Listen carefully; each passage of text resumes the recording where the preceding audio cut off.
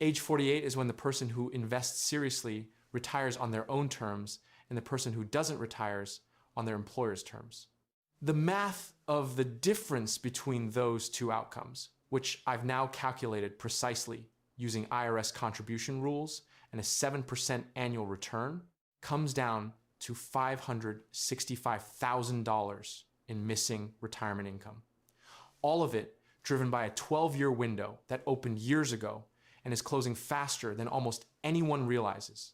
And the window is open right now.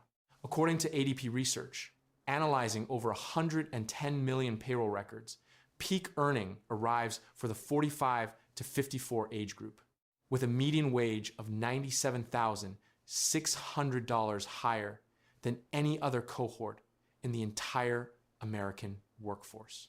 That's the income environment you're operating in. And simultaneously, that span between 46 and 61 is supposed to be the stretch when peak earnings, fewer household expenses, and years of compounding finally begin to work in the same direction. So far, so good. Here's the problem. Half of Americans who have saved for retirement have accumulated 3 times or less of their annual income, falling significantly short of the Fidelity benchmark of 6 to 8 times salary by ages 50 to 60. You're earning more than you ever have.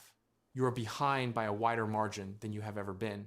And the one mechanism that could bridge that gap time is now the thing that's running out. This video is about why 48 is the specific year where that convergence either gets fixed or gets locked in. I'm going to show you 4 forces that are all colliding simultaneously at this age, what each one costs you if you ignore it, and 3 things you can do immediately that are calibrated specifically for someone in your situation in 2026. Not generic save more advice. The actual structural moves with the specific numbers sourced from the IRS and from 50 years of retirement research. But before I give you the numbers, let me give you the frame that makes all of it make sense. There's a concept NASA uses called the launch window. It's the specific period during which a spacecraft must be launched to complete its mission. The window is determined by orbital mechanics, where the planets are, what trajectory is available, what burn will get you where you need to go. Miss the window, and you don't just delay the launch, you wait months, sometimes years. Sometimes the mission doesn't happen at all. What makes launch windows genuinely uncomfortable is that they look identical from the inside on both sides. The day before the window and the day after the window look the same. The rocket is fueled. The crew is suited up. Everything feels like it's proceeding normally. But on one side of that narrow window, you have a viable mission. On the other side, you have a very expensive parking problem. Age 48 is a launch window. The orbital mechanics are specific, measurable, and temporary. I'm going to show you exactly what they are and exactly when each one closes. Keep that image because I'm going to come back to it every time we hit a new piece of this. In a few minutes, I'm going to show you the career headwind data that most 48-year-olds have never quantified and why it changes the entire timeline of everything we're about to discuss. But first, let me show you why, right now, this year, you're sitting on a combination of financial conditions that will never repeat in exactly this form. The IRS sets the contribution limit for your 401k annually. For 2025, the standard annual deferral limit is $23,500, and the catch-up contribution limit for those age 50 and older is $7,500. For 2026, the annual deferral limit increases to $24,500, and the catch-up contribution limit for those age 50 and older will be $8,000. So the moment you turn 50, you can contribute $32,500 per year into a tax-advantaged account. And then it gets more interesting. Participants who are 60, 61, 62, or 63 years old by the end of the calendar year can contribute up to $11,250, surpassing the standard $8,000 catch-up limit for those aged 50 and above. This allows for a total contribution of $35,750 to a 401k plan in 2026. Here's what nobody explains about those catch-up contributions. The people who use them most effectively are not starting at 60. They built momentum in their late 40s. The super catch-up is an accelerant, not an engine. The engine has to be running. And at 48, 2 years before the first expansion unlocks, 12 years before the super catch-up you are, in the last window where you can build that engine while still operating at peak income with full career stability.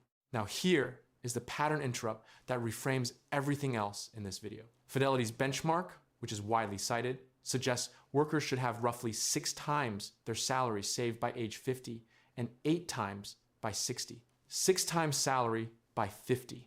If you're earning anywhere near the median for your age group, let's call it $100,000, you need $600,000 saved in the next 2 years to be on track.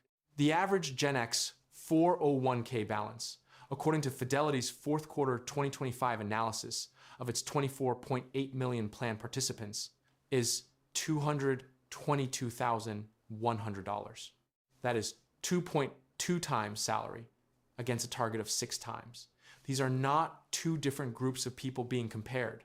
This is the same generation measured against its own benchmark. The gap is not a rounding error. It's $378,000 per household, and it's growing, not shrinking, because of everything I'm about to explain. The window is open right now. Stay with me, because what I'm about to show you fundamentally changes the timeline of every decision you think you have time to make gradually. It's not about investment returns. It's about job security and when yours actually ends. About 2/3, 64% of workers age 50 plus have reported seeing or experiencing age discrimination in the workplace, a proportion that has not changed since 2024. In fact, 22% in both 2024 and 2025 feel like they are being pushed out of their job because of their age. And there's a broader figure from a data compilation across multiple studies. 56% of workers over 50 are pushed out of long-time jobs before they choose to retire. More than half of people over 50 don't leave on their own terms. And before you categorize that as someone else's problem, consider when this starts. Age bias begins to be felt by employees as soon as their late 30s and early 40s in certain industries. The inflection point for most professional workers sits somewhere between 50 and 55. If you're 48, you have a window of roughly 2 to 7 years of full career control remaining. That is not a scare tactic. That's the statistical distribution of when this tends to happen. You think the biggest financial risk at 48 is not having saved enough? That's real.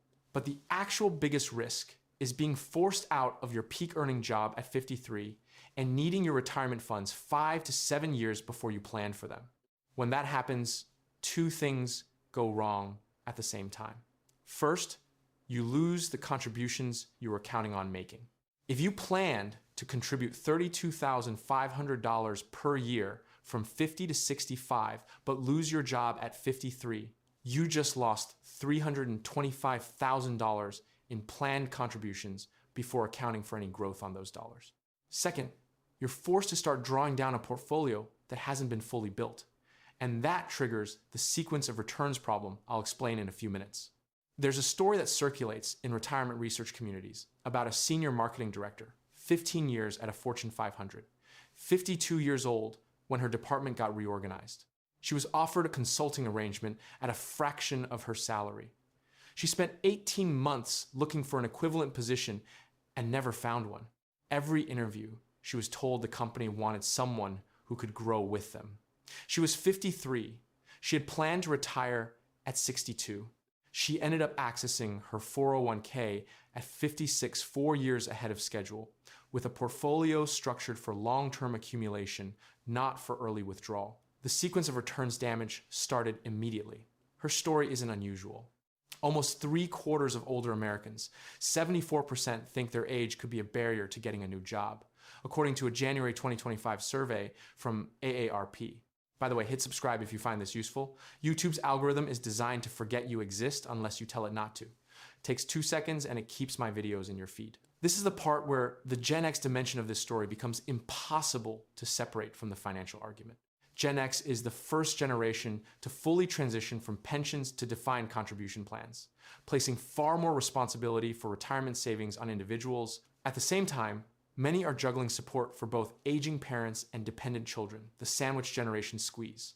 More than half, 54% of Gen Xers born between 1965 and 1980 think they won't be financially prepared for retirement when the time comes, according to Northwestern Mutual's 2025 Planning in Progress study. Gen Xers say they'll need $1.57 million to retire comfortably, $310,000 more than the national average magic number. They know they need more. They're behind on accumulating it. And they're inside the launch window right now, trying to navigate it while managing financial obligations in 4 directions simultaneously. 1 in 5 Gen X adults said financial setbacks have already forced them to delay retirement. Not a hypothetical. Already happened. Here's the part that never makes it into a retirement calculator. Knowing the contribution limits, the salary curves, the age discrimination data, and actually building a system around them are 2 completely different things. I spent a long time with the accountants and fiscal lawyers I've worked with over the past decade, building a framework that answers the specific question this video raises. What do you actually do with this information? I turned it into something I call the exit code. It's a digital book built on 50 years of actual retirement data, not opinion, not motivational content, the math of what works. 2 things inside it are directly relevant to what we've just discussed. The first is what I call the 58% rule, the specific buffer you need between your planned retirement date and your actual financial independence point, built for the scenario where your career ends before you choose it to. The second is the dynamic withdrawal method, which replaces the 4% rule with something that actually accounts for what happens when sequence of returns risk hits early in retirement. Both of those things are about to matter a great deal in this video. It costs less than dinner out through the link in the description. Built it because I wanted something I'd actually use myself, and because everything else I found was either too generic or quietly serving someone else's financial interest. Now, back to the math that your financial advisor will never put in a presentation slide. There is a number that sits between your planned retirement date and your Medicare eligibility that almost nobody includes in their retirement projections. It's not dramatic sounding, it's just money. Let me give you the actual figure. According to Fidelity Investments' 2025 retiree healthcare cost estimate, the average 65-year-old who retired in 2025 will spend an average of $172,500 on healthcare and medical expenses throughout retirement, not including long-term care costs. That's if you make it to 65 and Medicare begins on schedule. Here's where the math becomes punishing for anyone who exits their career early voluntarily or not. At the end of 2025, the enhanced premium tax credits that had lowered ACA premiums since 2021 expired and were not renewed for 2026. For early retirees, this means the subsidy cliff at 400% of FPL is back. So anyone earning above roughly $62,600 as a single person in 2026 pays full price for marketplace coverage, which can exceed $1,500 a month at age 62 in some rating areas. $1,500 per month per person. For a couple, that's $3,000 per month or $36,000 per year just in health insurance premiums. Before a single copay, deductible, or prescription. Even at a more conservative estimate of $1,000 per month per person, a couple retiring before Medicare faces $24,000 per year in insurance costs. Over 5 years, from age 60 to 65, that's $120,000 in healthcare spending that simply doesn't appear in most retirement calculators I've ever run. It's not on the standard projection sheets. It's not in the conversation your advisor has when you're 45 and planning for the future. It shows up the day your employer coverage ends, and by that point, the only asset you can throw at it is the retirement account you needed for everything else. Health insurance can represent one of the largest expenses for individuals who retire before age 65. Monthly premiums of roughly $1,000 to $1,100 per person can meaningfully affect how long retirement savings last, especially when combined with other core costs such as housing, food and transportation.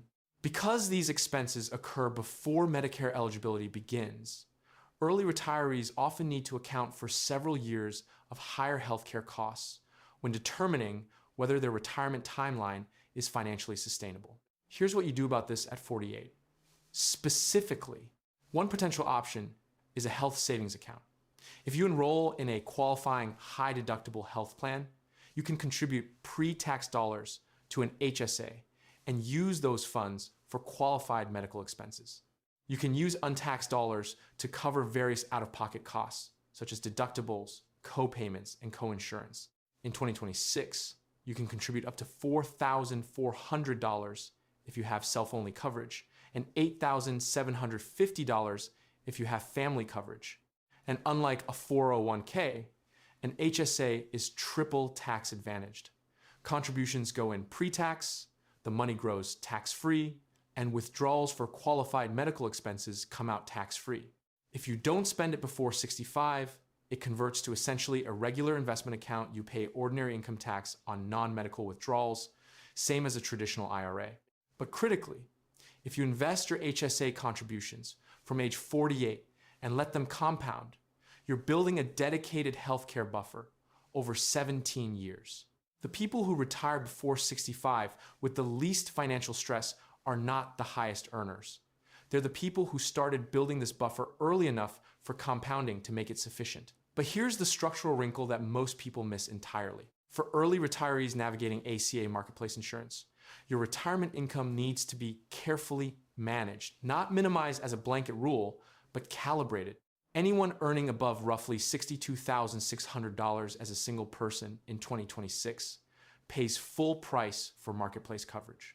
That means a single retirement withdrawal, say a larger than planned IRA distribution that pushes your taxable income above that threshold, could trigger an additional $10,000 to $12,000 per year in health insurance costs. That's not a tax problem, that's a structuring problem. And you solve structuring problems 17 years before they happen, not 3. This is why the composition of your retirement accounts, how much is pre-tax, 401k, how much is Roth, how much is HSA, how much is taxable, brokerage matters at 48 in ways it didn't at 35. You are designing your retirement income tax situation right now. You may not feel like it, but you are. Everything I've told you so far assumes a fairly linear story. Accumulate, retire, withdraw, repeat. But there is one final piece that changes the math of everything that came before it. And it specifically punishes people who retire earlier than planned with portfolios that aren't structured for early exit. Research by Wade Pfau at the American College of Financial Services has directly quantified something most retirement projections smooth over. The compounded return in the first 10 years of retirement accounts for about 77% of the final retirement outcome. Not the 30 years of accumulation, not the investment choices over a career. The first decade of withdrawals. This is called sequence of returns risk. Imagine 2 retirees, each with a $1 million portfolio. They withdraw the same amount each year and earn the same average annual return over a 30-year retirement. The only difference is the order of their yearly returns. One experiences a few down years early, followed by strong growth later. The other experiences strong growth early and down years at the end. The retiree who hits turbulence in the first few years can run out of money far earlier, even though the long-term average returns are identical. The mechanism is not complicated, it's just brutal. Unlike general market risks, sequence risk specifically affects people who are withdrawing money from their portfolio. When you sell investments during a downturn to cover living expenses, those shares are gone forever and can't participate in any recovery. If the market declines 20% in your first year of retirement, your portfolio drops to $800,000, and your next withdrawal represents a larger percentage of what's left. That snowball effect can shorten your retirement horizon by years. Here's the connection to age 48 that closes the entire argument. Sequence risk is most acute in the first 10 years of retirement. If you retire at 65, your vulnerable decade is 65 to 75 when you're hopefully healthy. Social Security has kicked in, and Medicare is covering your healthcare. Manageable with planning. But if you're pushed out of your career at 53, which the data says happens to more than half of workers, your vulnerable decade starts at 53, 12 years earlier than planned. With a portfolio that hasn't been fully built before Social Security is available, and with healthcare costs that could be consuming $36,000 a year, that is the compounding of every risk I've described in this video, landing simultaneously in the worst possible sequence. Research by Kitzes, Pfau, and others suggests that the first decade of retirement is the period with the highest concentration of sequence risk. If a retiree survives this window without severe early declines, the remaining portfolio usually withstands later volatility because withdrawals over time have reduced the dollar impact. The problem isn't volatility in general. It's early volatility combined with early withdrawals. The structure that protects against this requires lead time. Researchers refer to a bond tent approach, temporarily holding more fixed income through the early retirement years to avoid selling equities at a discount, then gradually reintroducing equities as the most dangerous sequence window passes. But the point isn't the specific tactic. The point is that you have to build toward this structure deliberately, years in advance. You need to know where your cash buffer lives at 48, so that when you exit your career on your terms or someone else's, you don't walk into the highest risk phase of your retirement with no protection. The launch window connects all four forces here. At 48, you still have time to build the buffer. You still have income to build it with. You still have career stability to operate without panic. 3 years from now, 2 of those conditions may no longer be true. 7 years from now, potentially none of them. Here's the part where I make this concrete, because abstract arguments about retirement are how people end up doing nothing. Marcus is 48. He's a project manager at a mid-sized company in Dallas. He earns $100,000 per year. He has $220,000 in his 401k, slightly above the average Gen X balance, according to Fidelity's Q4 2025 data, but substantially below the 6-time salary benchmark. Fidelity says he needs by 50. Marcus has 2 paths. In path 1, Marcus maxes his 401k, starting this year at $24,500 annually. At 50, he adds the catch-up and contributes $32,500 per year. At 60, under the Secure 2.0 Act Super Catch-up provision, he pushes that to $35,750 through 63, then returns to the standard catch-up for his final year before retirement at 65. At 7% annual return, conservative relative to historical S&P 500 averages, accounting for fees and a moderate bond allocation, Marcus's 401k grows to approximately $1.67 million. The magic number Americans think they need to retire comfortably in 2026 is $1.46 million. Marcus exceeds it. Under a 4% withdrawal rate, he pulls $66,000 per year, enough to cover healthcare, housing, and a reasonable life, especially with Social Security supplementing. In path 2, Marcus does what most people in his situation actually do. He contributes enough to capture the employer match roughly $5,000 per year and tells himself he'll get serious once the kids are through college and the mortgage is lower. By the time he turns 58 and finally starts maxing contributions, his account has grown to approximately $502,000. He maxes out the remaining 7 years before retirement, taking full advantage of the 50-plus catch-up and the super catch-up from 60 to 63. At 65, Marcus is approximately $1.1 million. Not nothing, but not enough. The difference between path 1 and path 2 is $565,000. That's not a calculation error. That's a life outcome gap, created entirely by what Marcus did between the ages of 48 and 57. Same income, same market, same retirement date. Under the 4% rule, path 1 gives Marcus $66,000 per year. Path 2 gives him $44,000 per year. That $22,000 annual gap, sustained over a 20-year retirement, represents $440,000 in total income that path 2 Marcus never receives. You know what the extra $22,000 per year actually is in real terms? It's the difference between flying to see your grandchildren and waiting for them to drive to you. It's the difference between covering healthcare gaps without anxiety and spending your early retirement doing the math on whether you can afford a procedure. It's the difference between having a choice and not having one. And the window is open right now. You know what most Americans actually do during their peak earning years in their late 40s? They buy the car. The one they've been telling themselves they'll buy when they can finally afford it, which genuinely is understandable. They earned it. But then they're surprised when the retirement calculator doesn't add up. The car payment and the investment account are both asking for the same money at the same time. And one of them has compound interest working in your favor. The other has it working against you. Both are technically growing, just in opposite directions. Let me give you the numbered framework. There are 3 windows closing simultaneously at age 48. The first is the income window. Peak earning arrives for 45 to 54-year-olds, with a median wage of $97,600 higher than any other bracket. Workers in the 45 to 54 age group see salaries begin to flatten and then drop. Salaries drop further for workers between 55 and 64. The income window is not permanent. It's a curve with a peak, and the peak is now. The second window is the contribution window. At 50, the catch-up contribution adds $8,000 of additional tax-sheltered space per year.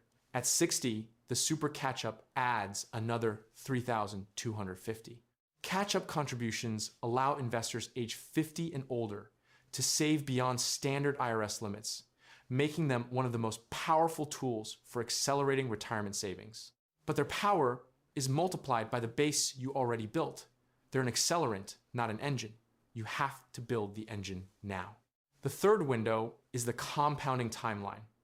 At 48, you have 17 years until traditional Medicare eligibility. At 7% annual return, money roughly triples over 17 years. Every dollar you don't invest this year is not a dollar lost. It's approximately $3 lost by the time you're 65. 1 year's worth of the difference between a $5,000 contribution and a $24,500 contribution, $19,500 grows to approximately $60,000 by retirement for each year you delay. That math compounds in the wrong direction every year you wait. Here's the last comedic cutaway, because you deserve one. A colleague of mine sat down with a financial advisor at 49. The advisor spent an hour explaining why a variable annuity with a 10-year surrender period was the right product for his situation.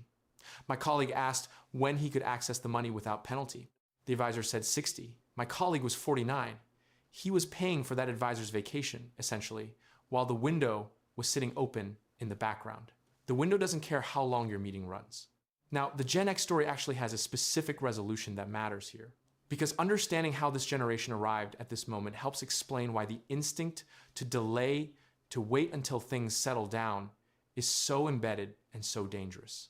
Gen X entered the workforce in the late 80s and 90s, expecting something like what their parents had: stable employment, employer pensions, a social contract around retirement. Instead, they got 401ks, which were designed as supplemental savings vehicles and became the primary retirement mechanism for an entire generation that never asked for the responsibility. Then they hit the dot-com bust in 2001 in their mid-20s to early 30s, the exact years when early compounding should have been working hardest. Then 2008 in their early 30s to early 40s. Then COVID in their early to mid-40s. 3 major wealth-destroying market events in 25 years, all hitting during the accumulation phase. And now, at the exact moment when peak earnings and maximum contribution potential and compounding time all finally align, this generation is sandwiched supporting aging parents, potentially still funding children, and looking at a career environment where 56% of people in their position won't leave on their own terms. When Gen Xers who have saved something for retirement were asked how much they have saved as a multiple of their current annual income, the number one answer at 17% was 2 times. The benchmark is 6 times by 50. The modal Gen X answer is 2 times. That's the gap. That's the window. And that's why 48 matters in a way it wouldn't for a generation that had structural retirement support working in their favor. The people who close that gap share one thing. They stopped treating the window like a suggestion and started treating it like a deadline. 3 things. Calibrated for right now, not for a hypothetical 48-year-old. For you. First, audit and max your 401k contribution this month. In 2026, the limit is $24,500. Calculate the paycheck adjustment required to get there and make it. Not this quarter, this month. The reason is compounding. Every month you delay is compounding. You can't recover. And at 48, every month is worth approximately 3 months by retirement. Second, open or fund an HSA if you're enrolled in a high deductible health plan. In 2026, That's $4,400 for individual coverage or $8,750 for a family. Some plans allow you to invest your HSA funds after meeting a minimum account balance. HSA earnings can potentially grow tax-free, and withdrawals of contributions and earnings are tax and penalty-free when used for qualified healthcare expenses. Do not treat this as a checking account for copays. Invest it. Let it compound for 17 years. This is your pre-Medicare healthcare buffer, and it's the asset that determines whether early retirement or forced retirement is financially survivable. Third, model what your retirement looks like if you stop working at 55, not 65. Not because you plan to retire that early, because 56% of workers over 50 are pushed out of long-time jobs before they choose to retire. If your retirement plan only works if you work until 65 on your own terms, you don't have a retirement plan. You have an optimistic projection. Building a plan that survives a 55 exit, the right account structure, the right contribution mix, a dedicated sequence of returns buffer is the difference between the two Marcuses I described earlier. One had a plan. One had an assumption. The window is open. Right now, the orbital mechanics are aligned for probably the last time in your financial life. Peak income, maximum compounding runway, pre-discrimination, career stability, enough lead time to build every buffer that matters. On the other side of this window, any one of those conditions will have degraded. On the day after the window closes, everything still looks the same. The coffee tastes the same. The commute is the same. Your paycheck is the same, but the math has changed permanently. Lazy investing built more fortune than crypto memes. And the frustrating truth is that this statement will still be accurate in 20 years, and most people won't internalize it until they're 63, sitting with a calculator and a cup of coffee, trying to figure out when exactly the window closed.